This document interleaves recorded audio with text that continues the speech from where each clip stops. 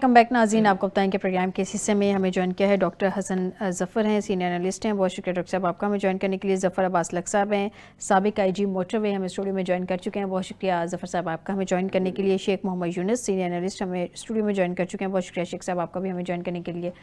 सबसे पहले तो मैं ज़रा शॉर्टली मोटर ये जो इस वक्त ट्रैफिक की सूरत हाल है उसको डिस्कस कर लेती हूँ। ज़फ़र साहब, ये जो अभी सूरत हाल चल रही है, आप आज तो कहा जा रहा है ना कि जो बच्चे हैं उनको उनकी गिरफ्तारी ना की जाए, हाई कोर्ट की तरफ से भी ये अहकामात आ गए। लेकिन आपको लगता है कि ये जो इकदामात उठाए गए, ठीक है ट्रैफिक रूल्स की खिलाफ वर्जी नहीं होनी चाहिए, लेकिन ये मुनासिब थे? उसके बाद इस तरह के ऑर्डर्स आना मतलब ज़रूरी था कि इस तरह के इकदामात उठाए जाते? देखिए जी, बात यह है कि अगर आप इस चीज़ को अप्रिशिएट करेंगे कि पाकिस्तान में ट्रैफिक के हादसात में जो लोग हलाक होते हैं और ज़ख्मी होते हैं वो शायद दुनिया में सबसे ज़्यादा तादाद है जी। और आपने ये भी देखा होगा, आम मुशाहिदा है कि बहुत छोटे बच्चे मोटरसाइकिल को, बाज़ कार को वो चलाते हैं और बेशुमार एक्सीडेंट हो चुके हैं जिसमें उन्होंने बहुत कीमती जानें ज़ाया की हैं। जी बिल्कुल। तो ये मेरे ख्याल में इस लिहाज से बड़ा अच्छा कानून है, थोड़ा सा स्ट्रिक्टनेस आई है। वो जो पहले हमारा एक लूज सिस्टम था जिसमें हम कुछ कहते नहीं थे, चलो बच्चा है, लेकिन देखें नुकसान बहुत हो रहा है। अभी आपने देखा होगा कल इस्लामाबाद में आज सुबह सवेरे 2 बच्चियां अपने दफ्तर से आ रही थी स्कूटी पे। एक बहुत तेज और एक जज साहब का बेटा था, ओवर स्पीडिंग में दोनों बच्चियां हलाक हो गई। देखें, इनको ओवर स्पीडिंग छोटी उम्र के बच्चों को तो कभी नहीं अलाउ करना चाहिए। और ये आपने दुनिया के बाकी ममालिक में अगर देखें तो ट्रैफिक को बहुत एक सीरियस तरीके से लिया जाता है। ये तो पाकिस्तान में इसको हम समझते कुछ नहीं, ट्रैफिक बेहंगम सी है, कोई डिसिप्लिन नहीं है। तो मेरे ख्याल में ये खुश आइंद बात है। हाँ, थोड़ा सा जुर्माना की रकम ज़्यादा है, उस पर रिव्यू अगर गवर्नमेंट कर ले तो अच्छी बात होगी। बाकी मेरे ख्याल में इसमें कोई ऐसी गलत बात नहीं है, बिल्कुल सही कानून बने हैं और ये होनी चाहिए। ठीक हो गया। शेख साहब से जानते हैं, शेख साहब ये जो कम उम्र अफराद पर मुकदमात का इंदराज रोक दिया गया है, हमने देखा कि तकरीबन काफ़ी तादाद में 1000 से ज़्यादा जो है वो गिरफ्तारियां भी हो चुकी थी, मुकदमात भी दर्ज हो चुके हैं। IG पंजाब के मुताबिक टोटल 18,000 मुकदमा दर्ज किए गए हैं, जिनमें से 296 मुकदमात कम उम्र ड्राइवर्स पर दर्ज किए गए हैं। और कम उम्र अफराद को ड्राइविंग के लिए लाइसेंस बनने का इंतज़ार करना चाहिए, ये इस तरह से कुछ तनकीद सामने आ रही है। हम ठीक है, ये अप्रिशिएट करते हैं कि आज जो कहा गया है कि पंजाब में 16 साल के बच्चों को स्मार्ट कार्ड और मोटरसाइकिल ड्राइविंग लाइसेंस के इजरा का असूली फैसला, लेकिन जो स्टार्टिंग में गिरफ्तारियाँ हो गई हैं, जो FIRs वगैरह की, ये नहीं कह रहे कि रूल्स के वायलेशन होनी चाहिए, कतन नहीं, ठीक है ट्रैफिक कवानीन हैं, उन पे अमल दरामद होना चाहिए, लेकिन ये जो बच्चों पे गिरफ्तारियां और उसके बाद FIR कटने का मामला था, आपके ख्याल में ये दुरुस्त था, ये सही कदम था पंजाब हुकूमत का? जी बहुत शुक्रिया फाइज़ा। अगर इसमें तो कोई दूसरी राय नहीं है कि ट्रैफिक रूल्स की वायलेशन नहीं होनी चाहिए। एग्जैक्टली। लेकिन अगर आप इस कानून को, इस चीज़ को देखें, आज चीफ जस्टिस जो आलिया नीलम साहिबा ने जिस तरह उनको नोटिस लिया है, जिस तरह IG साहब को अपने चैम्बर में बुलाया है, जिस तरह उनसे डिस्कशन की है, वो देखें जिस लेवल पे जाके चीफ जस्टिस साहिबा ने आज इन सारे कवानीन जो ये बेसिकली, अब देखें एक बच्चा है वो कम उम्र है, आप उस पर FIR दे देते हैं। FIR दे के उसको रात को आप, अब एक दिन पहले इन्होंने IG साहब ने क्या किया, IG साहब ने एक दिन पहले ये किया कि जो SHO के पास शख्सी ज़मानत पे उनको मकसद फ़र्ज़ कर कोई बच्चा है, कोई तबीयत ख़राब है या कोई बीमार है या कोई ऐसा बंदा देख लिया है कि यार ये रात थाने में नहीं ठहर सकता, वो भी इख्तियार इन्होंने वापस ले लिया था कि वो शख्सी ज़मानत में नहीं छोड़ सकते। अब देखिए, एक आप कम उम्र बच्चा जो कॉलेज में पढ़ रहा है, जो स्कूल में पढ़ रहा है, आप उसको रात को हवालात में किसके साथ बंद कर रहे हैं? वहाँ 302 का भी वो मुल्ज़म होगा, वहाँ दूसरे वो भी होंगे, सारे क्रिमिनल्स लोग होंगे। आप किस तरफ लेके जा रहे हैं इस माशरे को? ये इसमें कोई दूसरी राय नहीं है कि ये वायलेशन नहीं होनी चाहिए, लेकिन जो चीफ जस्टिस साहब ने आज जो ये इकदाम उठाया है, वो मैं कहता हूँ कि बिल्कुल हमारे जो फंडामेंटल राइट्स हैं उसके बिल्कुल वो मुताबिक है।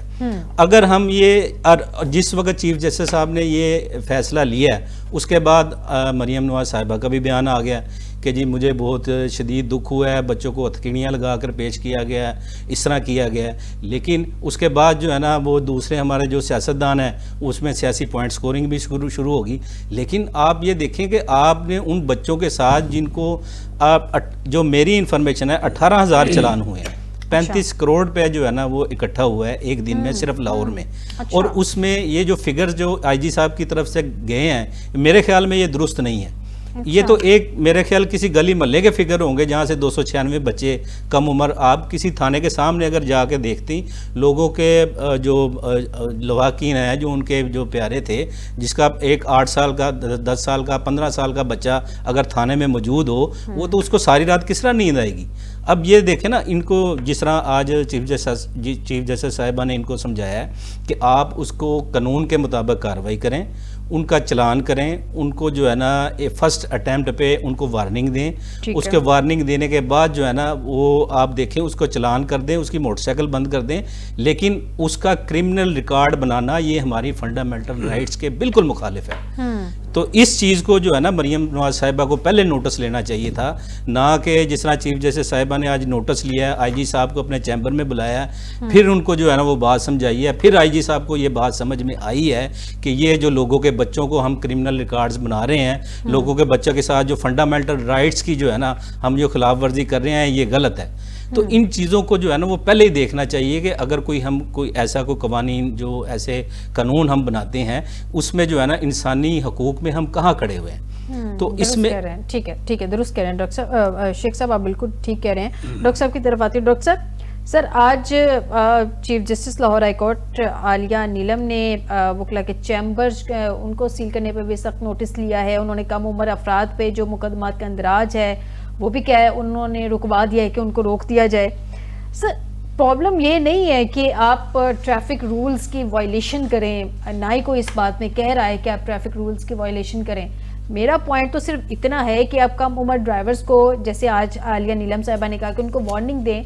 आप बच्चे को पहले गिरफ्तार करते हैं, उसके बाद आप उस पर FIR दर्ज कर देते हैं, फिर उसको हथकड़ियाँ लगा के आप पेश कर रहे हैं। तो ये हम क्या एक चीज़ दिखाना चाह रहे थे? आज ये चीज़ जो है वो आलिया नीलम साहिबा ने इस पे नोटिस लिया है, तो क्या पंजाब गवर्नमेंट पहले सोच नहीं रही थी कि इस तरह के भी वाकयात होंगे, या उन्होंने इस पे आंखें बंद की हुई थी कि ठीक है जो होगा देखा जाएगा, रिएक्शन आएगा तो उस पर फिर हम एक्शन भी कर लेंगे?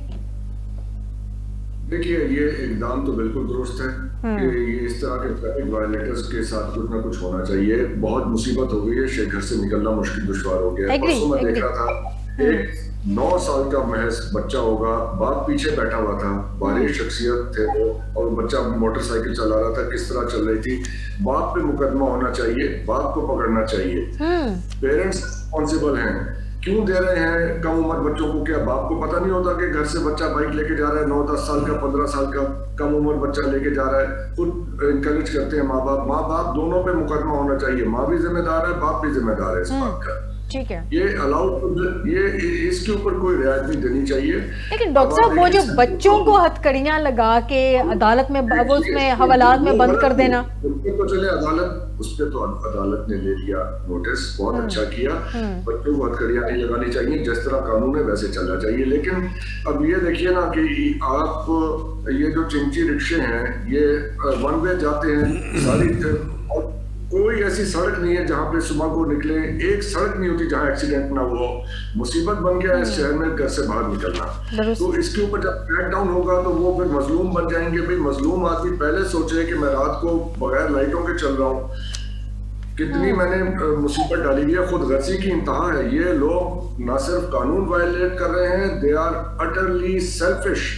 ये अपना थोड़ा सा फायदा देखने के लिए सारे शहर की ट्रैफिक खराब करते हैं। इनके साथ बिल्कुल सख्ती से पेश आना चाहिए, किसी किस्म की कोई रियायत नहीं होनी चाहिए। डॉक्टर साहब आपकी सजेशन अच्छी है कि उनके पेरेंट्स को पकड़े। अगर चालान नहीं कराना तो ये सीधे रास्ते चले ना।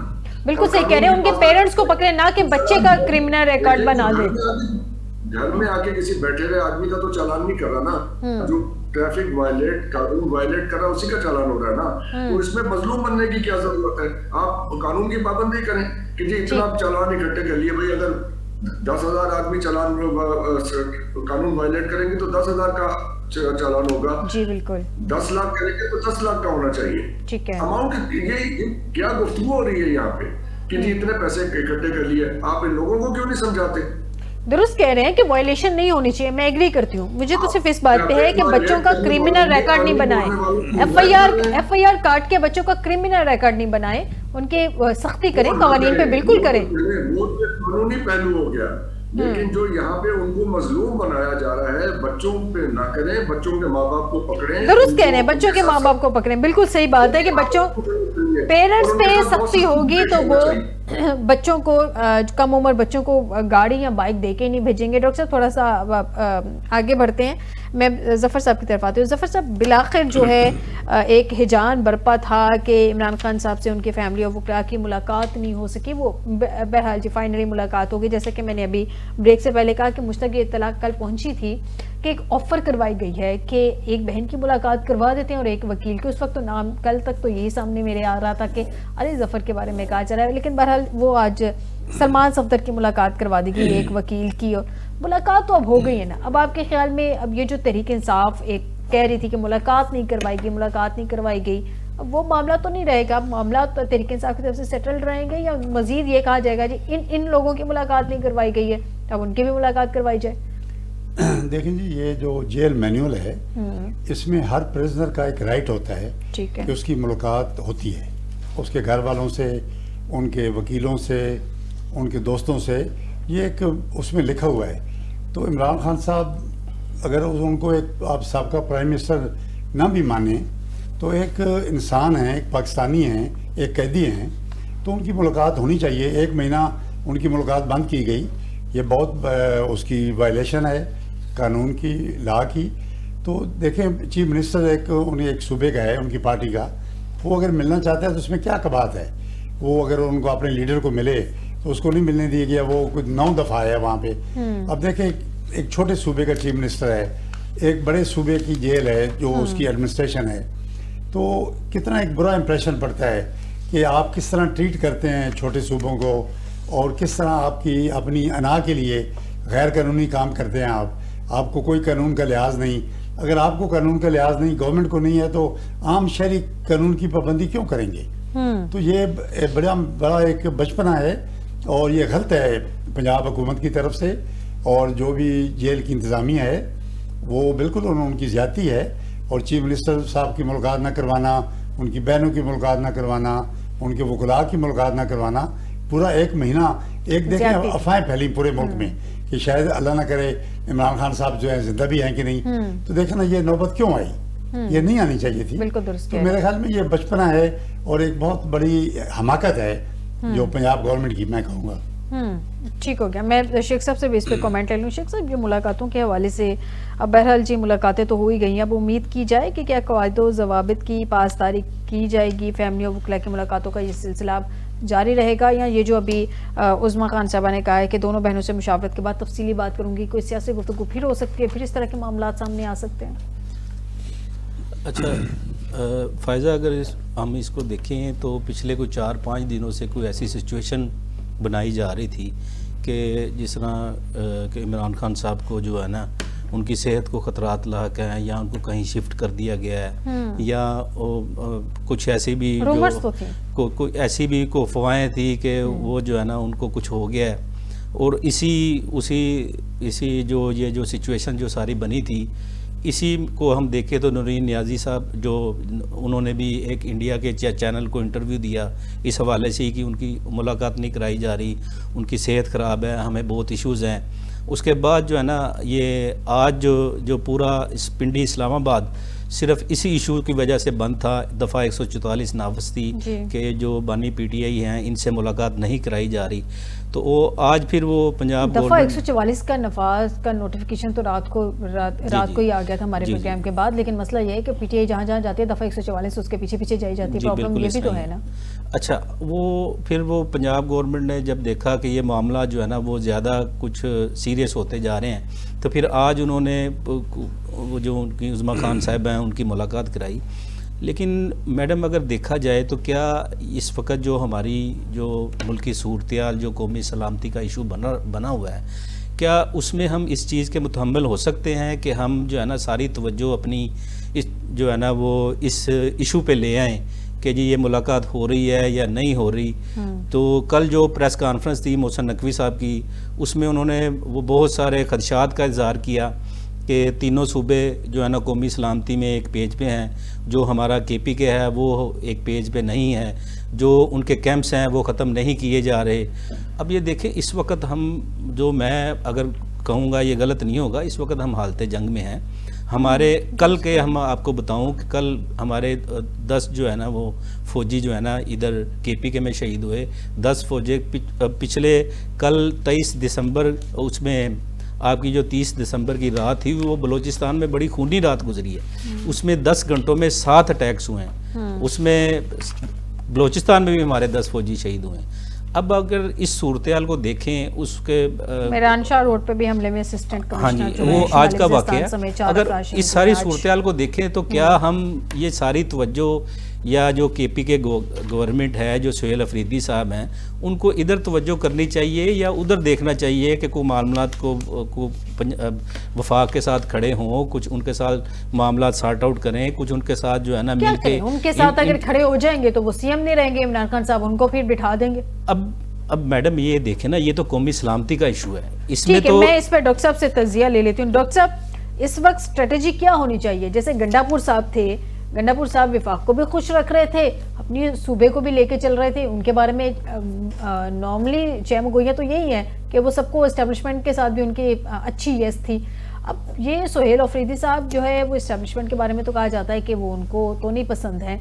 अब विफाक के साथ वो मिलके चलना नहीं चाहते। माना उन्होंने कहा कि हम मुल्क के लिए साथ चलने को तैयार है, पिछले दिनों की उनकी स्टेटमेंट है, लेकिन जैसे शेख साहब कह रहे हैं कि विफाक के साथ अपने मामला सेटल रखेंगे, तो फिर उधर से तो उनकी CM-शिप खत्म हो जाएगी, तो बैलेंस कैसे लेके चलेंगे? ये परसेप्शन किसने क्रिएट किया है कि एस्टेब्लिशमेंट ने कहा है कि हमें ये सुहेल अफरीदी साहब पसंद नहीं है? ये परसेप्शन किसने क्रिएट किया है? सर, ये उनकी अपनी स्टेटमेंट है ना। अपनी सुहेल अफरीदी साहब के आने से पहले जो स्टेटमेंट्स आई थी कि कोई इस तरह का हार्ड लाइनर नहीं आने दिया जाएगा, जब CM KP अभी सुहेल अफरीदी ने बनना था, तो ये तो फिर आपके नॉलेज में होगा, ये स्टेटमेंट इस तरह की आई थी। फैज़ा साहिबा, परसेप्शन बिल्ड की गई है। दूसरी ये है कि जो लॉ एंड ऑर्डर की सिचुएशन है सूबे की, वो सूबे की वज़ीर आला की जिम्मेदारी है। ठीक है, सरहदों जो बॉर्डर की सिचुएशन है वो तो फेडरल गवर्नमेंट के अंडर आती है, वो तो सूबे के वज़ीर आला के अंदर नहीं आती, तो जिन उसकी बात करते हैं। दूसरी बात ये है कि जो इमरान खान से मुलाकात वाली बात जो हो रही थी, तो अभी बच्चों की मामले के ऊपर ये हो रहा था कि बच्चों के राइट्स हैं, उनको हथकड़ियाँ नहीं लगानी चाहिए, तो वहाँ रूल ऑफ लॉ की बात हो रही थी। तो अगर एक आदमी कैद है और उसके खानदान वाले उससे मिलना चाहते हैं और जेल रूल्स मैनुअल उसको अलाउ करता है, कानून अलाउ करता है मुलाकात होना, तो इसमें होने दीजिए। इसको कोई नेशनल इशू बनाने की क्या जरूरत है? बिल्कुल दुरुस्त कह रहे हैं। इसको एक देखिए, ये कोई नेशनल इशू है कि कैदी से मुलाकात करने घर वाले आ रहे हैं या उसके दोस्त आ रहे हैं या जो भी तरीका कार है, तो उसको मिलने ना दिया जाए। और इसका फिर मलबा डालते हैं आप एस्टेब्लिशमेंट के ऊपर, इसका मलबा एस्टेब्लिशमेंट को डाल दें कि वो नहीं करवा रहे। आप देखें, सिस्टमैटिकली पाकिस्तान की फौज को मलाइन किया जा रहा है, पॉलिटिकली भी और दूसरे तरीकों से भी। ये है फंडामेंटल प्रॉब्लम इस वक्त, और ये सारी सिचुएशन एक बिल्ड की जा रही है। Anti army, anti Pakistan army बयानिया बिल्ड किया जा रहा है सियासी तौर पे कि जी वो एस्टेब्लिशमेंट ने आके कहा है, किसी फौजी अफसर का बयान आया है कि हमें ये सुहेल अफरीदी साहब पसंद नहीं है। खाम का हर आदमी ने एक बात रिपीट कर करके तो उनके ऊपर ये एक इल्जाम लगाना शुरू कर दिया। सर, ये किसकी जानिब से ये बयानिया है? अगर ये बयानिया है भी तो ये किसकी तरफ से ये बयानिया है? ये तो फिर मुझे तो ये लग रहा है कि हुकूमत बिल्ड कर रही है ये बयानिया। सर, हुकूमत और एस्टेब्लिशमेंट तो सेम पेज पर है, तो हुकूमत ये क्यों करेगी? डॉक्टर साहब, हुकूमत और एस्टेब्लिशमेंट तो इस वक्त सेम पेज पे है ना, तो फिर हुकूमत ये क्यों करेगी? डॉक्टर साहब, कल मोहसिन नकवी साहब ने फरमाया है, कल मोहसिन नकवी साहब का बयान है कि दहशतगर्दों के खिलाफ कार्रवाइयां KPK में नहीं हो रही। वो उन्होंने कहा कि एक सूबा उन्होंने बड़ा बर्मला कहा है कि एक सूबा स्पोर्ट्स नहीं कर रहा और उस सूबे को हमारी पॉलिसीज के मुताबिक चलना पड़ेगा। दहशतगर्दों के खिलाफ कार्रवाइयां किस तरह से होनी है? 20 नकाती नेशनल एक्शन प्लान जो था जिसमें रजिस्ट्रेशन होनी थी मदरसों की, कितने मदरसे पंजाब में रजिस्ट्रेशन हुई, कितने सिंध में हुई, कितने केपी में हुई, कितने बलूचिस्तान में हुई, सबका हिसाब लेना। किसने, क्या ये काम हो गया? क्या ये काम सिर्फ केपी में होना था, मुल्क के बाकी हिस्सों में नहीं होना था? मतलब आप एक चीज को फ्रेम कैसे कर रहे हैं? ये तो लॉ एंड ऑर्डर की जिम्मेदारी तो सारे सूबों के वज़राए आला की है, अपने अपने सूबों। चलिए डॉक्टर साहब, इस बात से थोड़ा सा आगे बढ़ते हैं। डॉक्टर साहब, इस बात से आपका इस बात पे आपका पॉइंट आ गया, इस बात पे आपका पॉइंट आ गया। इससे थोड़ा आगे बढ़ते हैं, मेरे सवाल का दूसरे हिस्से का जवाब दे दें कि कैसे बैलेंस करेंगे अफरीदी साहब इस वक्त? विफाक के साथ भी बना के रखेंगे तो उधर से फिर खान साहब उनको हटा देंगे, क्योंकि उन्होंने पहली लाइन तो ये ली थी कि विफाक के साथ नहीं चलना, हम हार्ड लाइनर हैं। मतलब जिस तरह की पॉलिसी खान साहब की है उस तरह की पॉलिसी ऑलमोस्ट सोहेल अफरीदी साहब लेके चल रहे हैं। फेडरल गवर्नमेंट, मुस्लिम लीग नून और पीपल्स पार्टी की कोalition को अलग कर लीजिए और एस्टेब्लिशमेंट को अलग कर लीजिए। दुरुस्त। इनका किया उनके खाते में ना डालें। पहले एक तो ये क्लैरिटी कर लें। अगर आफरीदी साहब ये फरमा रहे हैं कि मैं वफाकी हुकूमत से इख्तिलाफ करता हूँ क्योंकि वो हमारे लीडर से हमें मिलने नहीं देते, तो ये तो हो गई एक सियासी पोजीशन। ठीक है। यही सियासी एक ऐसी पोजीशन 1988 में थी जब पंजाब के वजीर आला जो थे वजीर आजम बेनजीर भुट्टो को रिसीव करने नहीं जाते थे एयरपोर्ट पे, वो भी याद करें ना। जी जी। तो ये इसका सिलसिला है, ये एक सियासी सूरत हाल है। सियासी सूरत हाल को मुल्क की सलामती की सूरत हाल न बनाइए खुदा। ठीक है। मुल्क की सलामती के मामलात और हैं, आपस की सियासी जो टग ऑफ वॉर है वो नवाज शरीफ साहब और बेनजीर साहबा ने भी बहुत अच्छी खेली। डॉक्टर साहब, मैं आपसे ये जानना चाह रही हूँ एग्जैक्टली, फिर मैंने जाना है जफर साहब की तरफ। मैं आपसे ये जानना चाह रही हूँ कि बैलेंस किस तरह से करेंगे तरीके इंसाफ? अगर अफरीदी साहब को ये, जैसे शेख साहब ने कहा है कि उनको विफाक के साथ मिलके चलना चाहिए, अगर वो विफाक के साथ मिलके नहीं चलते तो बैलेंस किस तरह से करेंगे? मैं ये जानना चाह रही हूँ आपसे। वफाक के साथ इस मौजूद पे चलना चाहिए जो मोहसिन नकवी साहब का हवाला दे रहे थे कि अगर वफाक और सूबे की कोऑर्डिनेशन रिक्वायर्ड है सिक्योरिटी सूरत हाल के ऊपर, तो देन वो होनी चाहिए। ये मामला सियासत से बालातर होना चाहिए।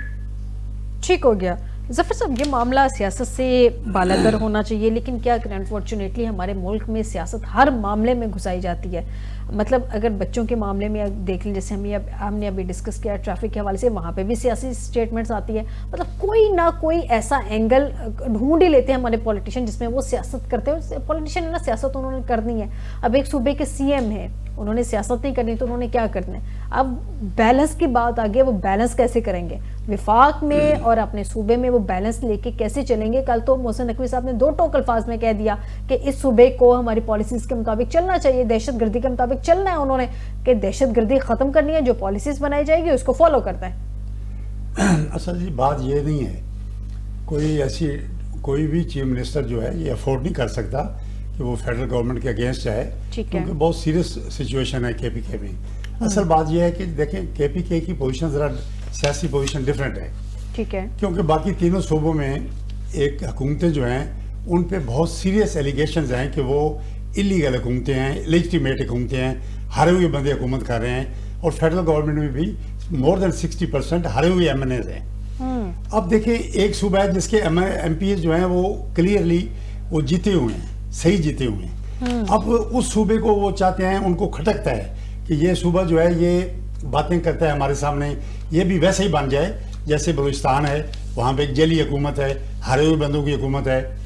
तो असल ये सियासी प्रॉब्लम है। जब तक देखें आप ये सियासी प्रॉब्लम रिजॉल्व नहीं करेंगे, जब तक आप मुल्क में फेयर इलेक्शन नहीं करवाएंगे, और जब तक सियासतदान अपनी देखें, अब मुझे देखें ना, इतनी ज़्यादा बैंक करप्सी, इतनी ज़्यादा बददियानती दुनिया में आपको कहीं नहीं मिलेगी कि इमरान खान की जो स्पेशल सीट्स थी वो सुप्रीम कोर्ट, मतलब एक जेली सुप्रीम कोर्ट था, कोई उसने गलत फैसला दिया जो कि उसकी कोई नज़ीर नहीं है। वो सारी पार्टियां जिनका हक भी नहीं बनता था वो सीटें ले रही हैं। अब मुझे बताएं, जो इतने बददियानत पॉलिटिशियन हों, जो किसी का हक खाएं और उसको सुप्रीम कोर्ट की मोहर लगवाएं, उनके साथ कोई बंदा चल सकता है क्या? हाँ, चल सकता है। वो चीफ मिनिस्टर उसी तरह बददियानत हो जाए, वो उसी तरह का वो भी हो जाए, इमरान खान भी उसी तरह बन जाए, वो भी इनके साथ मिल जाए, तो कोई प्रॉब्लम नहीं है। देखिए, वो एक जेन्युइन हुकूमत है, कोई ऐसी बात नहीं की सुहेल अफरीदी ने। मेरे ख्याल में अप्रिशिएट करना चाहिए कि एक मिडिल क्लास का आदमी है और बहुत अच्छा नौजवान है, वो बहुत अच्छा अपने सूबे को चला रहा है, उसको बस सारे क्रिटिसाइज कर रहे हैं। क्या वो कैसे अफोर्ड कर सकता है? जहां आर्मी एक्शन होना है सुहेल अफरीदी रोक सकता है उनको? देखिए KPK के हालात बहुत ख़राब हैं, वहाँ पे कोई रुकावट नहीं है सूबे की तरफ से। बाकी नुकसान हो रहा है, हमें बहुत अफसोस है, हमारे नौजवान शहीद हो रहे हैं। और ये एक खामखा की चाय के कप में तूफान है, जैसे इमरान खान साहब की जो मुलाकात इशू बना दिया। ये क्या इशू है भाई? आप अगर इतना ला का एहतराम नहीं करते, आपने सारा सुप्रीम कोर्ट तोड़ मोड़ दिया, आपने पूरे कॉन्स्टिट्यूशन को तोड़ मोड़ दिया, इलेक्शन ये लीक रहे और इलिजिटिमेट हुकूमत है, क्या इकानमी आपकी ख़त्म हो गई है, आप पैसे मांग उधार से मुल्क चला रहे हैं, आपका कुछ भी नहीं है, गुर्बत आपकी 60% हो गई है, क्या ये ऐसे मुल्क चलते हैं? फिर आप जो बंदा एक सही है, कोई सूबाई असम्बली है, वहाँ कहते हैं गवर्नर राज लगा। किस बात का गवर्नर राज लगाएंगे? एक असम्बली चल रही है और विल ऑफ द पीपल है, कैसे आप लगा सकते हैं? तो ये मेरे ख्याल में सारी गलती फेडरल गवर्नमेंट में है, कोई गलती नहीं है KPK की हुकूमत में, सुहेल अफरीदी में। फेडरल गवर्नमेंट जो है वो ज्यादती कर रही है और वो उसने हर पूरा निज़ाम ही जेली बना दिया है। बेसिकली लोगों का ट्रस्ट ही खत्म हो गया है। देखो गवर्नमेंट पे ट्रस्ट होता है, जिस गवर्नमेंट पे ट्रस्ट नहीं है आवाम का, वो गवर्नमेंट नहीं चल सकती, वो कोई कुछ भी कंट्रीब्यूट नहीं कर सकती। आप पाकिस्तान की गवर्नमेंट देख लें, किसी एक फील्ड में मुझे बताएं कोई ब्रेक थ्रू हो रहा है, कोई बेहतरी आ रही है, तो भाई देखिए इस तरह मुल्क थोड़ी चलते हैं। बिल्कुल ठीक है, इस तरह मुल्क नहीं चलते। शेख साहब जरा शॉर्टली मैं आपकी जानिब आती हूँ। डॉक्टर साहब मैं आपकी जानिब आती हूँ, मैं शेख साहब से जरा शॉर्टली इनका पॉइंट ले लूँ, फिर मैं आपकी तरफ आती हूँ। शेख साहब, अगर ये फैसला करना पड़ा कि सियासत चलेगी या KP में नेशनल सिक्योरिटी चलेगी, तो फिर क्या बात आपके ख्याल में इस नहज तक पहुँच चुकी है कि गवर्नर आज लगेगा? देखें फ़ायज़ा, अगर हम मुल्क की सलामती को अगर मद्देनज़र रखें ना, तो उधर जो गवर्नर राज लगाना जो एक गैर जमहूरी अमल है, लेकिन अगर वहाँ देखा जाए जिस तरह हम देख रहे हैं कि पूरे तीनों सूबों से अफ़गान जो है ना वो निकाले जा रहे हैं, और जो KPK में है वो जो अफ़गानियों को पनाहें दी जा रही हैं, उनके कैंप्स नहीं ख़त्म की जा रही। ये मैं नहीं कह रहा, ये कल आपके जो वज़ीर दाखिला साहब हैं उन्होंने आके जो ये चीज़ें जो है ना वो आपके सामने बयान की हैं। अगर ये इस वक्त सूरत-ए-हाल जो है ना वो बड़ी ख़तरनाक है, हम ऐसे मोड़ पे खड़े हुए हैं, हम यहाँ किसी भी तजर्बे के मुतहम्मिल नहीं हो सकते। आपकी अगर ये गवर्नर राज लगाना गैर जमहूरी अमल है, लेकिन अगर मुल्क की सलामती के लिए मुल्क की सलामती के लिए अगर लगाना पड़े तो मेरे ख्याल में हमारे मुल्क की सलामती के सामने कोई चीज़ नहीं है। ठीक है, यानी कि आप कहते हैं कि अगर हालात उस तरफ जाते हैं तो लग जाए। मैं डॉक्टर साहब से जान, डॉक्टर साहब शॉर्टली लास्ट कमेंट, गवर्नर राज गैर जमहूरी है लेकिन गैर आईनी नहीं है। अगर सूरत हाल उस तरफ जाते हैं, आप देख रहे हैं, तो तहरीक इंसाफ के तो रूट्स जो हैं, KP में तीसरी दफ़ा उनकी हुकूमत आई है, वहाँ पे उनका एक वोट बैंक है, वहाँ पे अच्छी खासी मजबूत है, कोई रिएक्शन आ सकता है वहाँ पे? डॉक्टर साहब बिल्कुल इसका खतरा मौजूद है, इस बात को समझ के करना चाहिए, सोच समझ के करना चाहिए। इसका तरीका ये है कि कौमी सलामती कौंसिल का इजलास बुला दें, उसमें 4 GB के वज़ीर आला भी होंगे, 5 वज़ीर आला, यानी सारे मुल्क के लोगों को बिठा दें, जितने चीफ एग्जीक्यूटिव्स हैं सूबों के और आज़ाद कश्मीर के, वहाँ बैठ के फैसला कर लें। आपका क्या ख्याल है कि अगर ऐसी दावत दी जाएगी तो KP के वज़ीर आला नहीं आएंगे? बिल्कुल आएंगे, वहाँ पे बैठ के बात करें, मजबूत प्रोग्राम बनाएं, उनकी बात भी सुनें, उनके पास कोई आर्ग्यूमेंट होगा ना, अगर वो कोई एक्शन नहीं ले रहे उनकी बात तो सुन लें। बिल्कुल, ऑल पार्टीज कॉन्फ्रेंस बुला लें, उस पर डिस्कस कर लें, उनका एक दफ़ा पॉइंट सुन लें। बहुत शुक्रिया डॉक्टर हसन जफर साहब, आपका भी बहुत शुक्रिया। डॉक्टर हसन जफर साहब आपका भी, जफर अब्बास लक साहब आपका भी, शेख मोहम्मद यूनुस साहब आपका भी मुझे प्रोग्राम में ज्वाइन करने के लिए। नाज़रीन, आज के प्रोग्राम से दीजिएगा इजाज़त, इस दुआ के साथ कि हर आने वाला दिन पाकिस्तान और पाकिस्तानियों के हक़ में बेहतर और बेशतर ज़िंदगी। आपसे दोबारा मुलाकात होगी, अपना ख्याल रखिएगा, अल्लाह हाफिज़।